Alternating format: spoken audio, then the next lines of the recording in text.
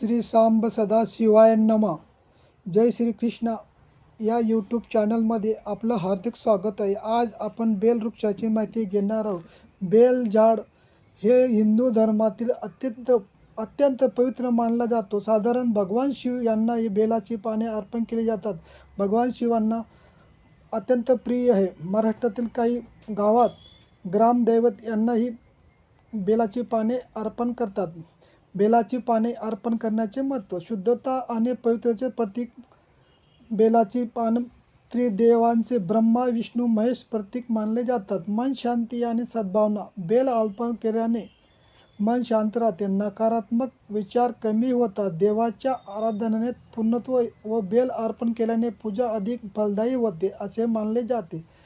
दोष आणि अडथळे दूर होणे. परंपरेनुसार बेल अर्पण केल्याने घरातील संकटे अडचणी दूर होतात. आरोग्यदायी ऊर्जा मिळणे. बेलाच्या झाडाला औषधी मूळ असते, त्यामुळे ते सकारात्मक ऊर्जा देणारे मानले जातात. स्थानिक परंपरेनुसार घरातील कलह कमी होणे. कुटुंबातील शांतता व सौंदर्य वाढवणे. विघ्न बाधा दूर होणे. इच्छित मनोकामना पूर्ण होण्यास देवाचा आशीर्वाद मिळणे. जर तुम्ही कोणत्या देवस्थानाबद्दल किंवा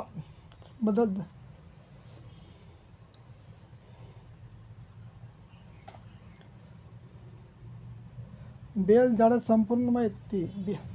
तर पवित्र व औषधी मानले जाते.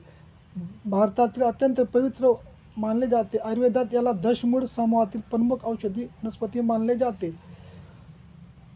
सर्वात जास्त आढळणारा गोड फळ किंवा अंडाकृती कठीण कवच सुगंधी. बेलामध्ये तीन पानं असतात. काही 4 पानं, काही 5 पानं, काही 12 पानांचे असतात. बेलाचं पान, मूळ आणि संपूर्ण झाड हे आयुर्वेदिक औषधी म्हणून मानले जाते. हर हर महादेव.